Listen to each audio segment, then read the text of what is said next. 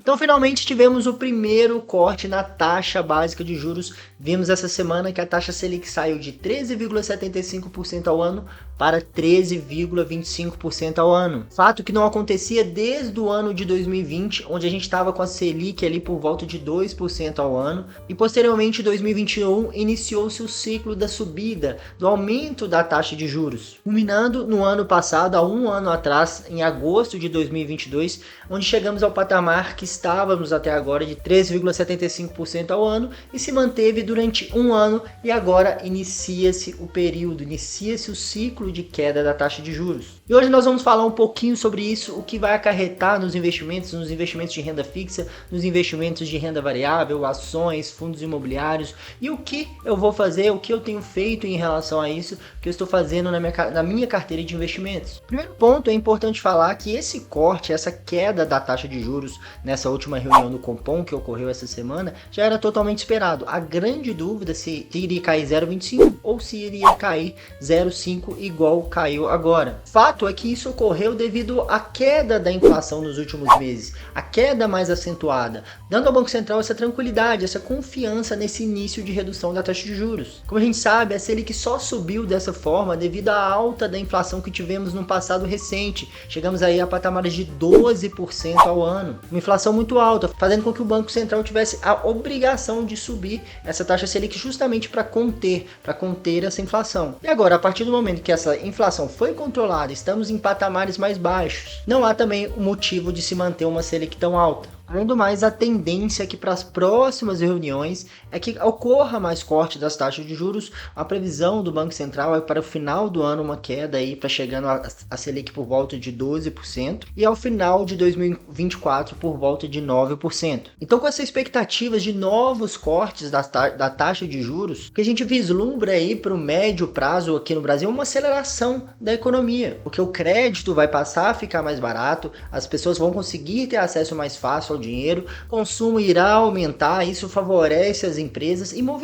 consequentemente movimenta mais a economia, gerando mais empregos, enfim. E qual é a consequência direta para o quê? Para o mundo dos investimentos? Primeiramente, a consequência imediata são nos títulos de renda fixa. Como vocês sabem, grande maioria dos títulos de renda fixa são atrelados ao quê? A taxa Selic. O Tesouro Selic, por exemplo, ele rende exatamente o que é a taxa Selic atualmente. Então, se você tem um dinheiro no Tesouro Selic, você investe nesse título, que é uma ótima opção ali para sua reserva de emergência ou qualquer objetivo de curto prazo, a partir do momento que a taxa cai de 13,75% ao ano para 13,25% ao ano, a rentabilidade automaticamente desse título muda. Assim como qualquer investimento de renda fixa atrelado ao CDI. O CDI está diretamente ligado à taxa Selic. Se a Selic cai, o CDI cai também. Então, seu título de renda fixa atrelado 100% ao CDI, por exemplo, na Nuconta, um CDB de liquidez diária do Banco Inter, a conta remunerada do Banco IT, qualquer outro CDB de qualquer bancão que rende aí 100% do CDI,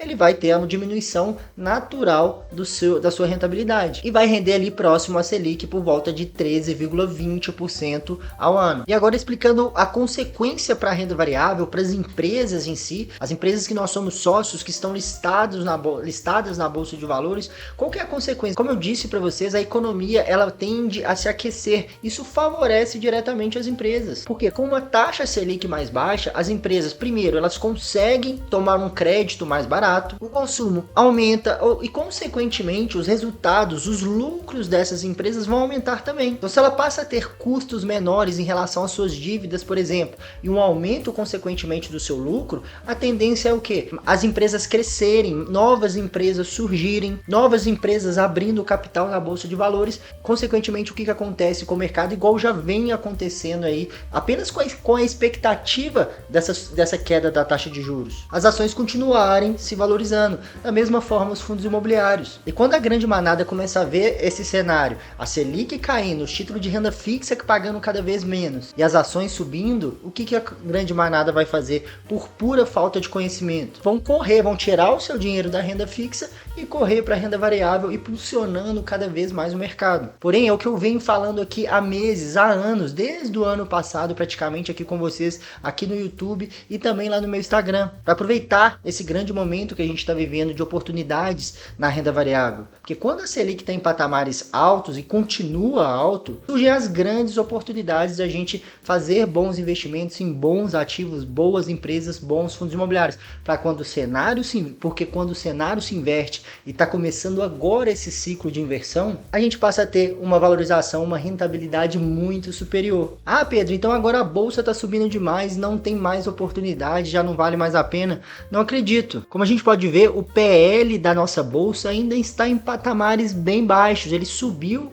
um pouquinho, né, desde o início do ano. O que é o PL? O PL nada mais é do que um indicador que mostra se as ações da nossa bolsa de valores, se as principais empresas da nossa bolsa estão caras ou baratas, ou seja, quanto menor for esse PL, mais baratos, mais descontadas em tese as empresas estão. E a gente está com PL de 6,4. A gente comparar aqui, olha onde que a gente está, bem abaixo, em patamares bem abaixo dos últimos anos, dos últimos 20 anos. Então estava muito barato, porém ainda continua descontado. A gente ainda está em um momento de oportunidade para aproveitar esse momento para adquirir boas empresas, bons fundos imobiliários. Isso sem falar nos investimentos no exterior. A gente está vendo aí o dólar também bastante em uma queda acentuada aí nos últimos meses, o que é ótimo para quem quer colocar parte do patrimônio lá fora, comprar o dólar um pouquinho abaixo, que a gente sabe que no longo prazo a tendência é o dólar sempre se valorizar frente ao real. E lá nos Estados Unidos, eles ainda estão no momento de alta da taxa de juros deles. Eles ainda não estabilizaram a taxa e nem muito menos começaram a queda. Então a gente também tem a grande oportunidade de comprar lá boas empresas, bons REITs, bons ETFs. Então o que eu venho fazendo nos meus investimentos, tanto na carteira pública quanto na minha carteira pessoal, é continuar aproveitando essas grandes oportunidades. Continuo investindo em ações de boas empresas, continuo investindo em fundos imobiliários, principalmente fundos imobiliários de tijolo. Com a queda da Selic, a tendência é que principalmente os fundos imobiliários de tijolo se beneficiem. E também continuo aportando lá fora, investindo no exterior em bons ETFs, em boas stocks e em bons REITs, respeitando sempre a minha macro alocação de ativos, a porcentagem que eu defini para cada classe. Então, quando você tem uma estratégia bem definida, você já sabe qual a porcentagem que você quer ter em cada classe. Todo mês, independente do que está acontecendo, você vai saber exatamente aonde você vai investir. E você vai sempre buscar seguir, se aproximar ao máximo da sua carteira meta, daquela porcentagem que você definiu para cada classe de ativos. Então é isso, pessoal. Espero que vocês tenham gostado desse vídeo, que ajude vocês na tomada de decisão. Na próxima semana sai mais um vídeo de atualização da carteira pública do canal. Eu sei que vocês gostam bastante. Não se esqueça de se inscrever, deixar um like aqui para você que ficou até aqui e gostou desse conteúdo. E até o próximo vídeo. Valeu!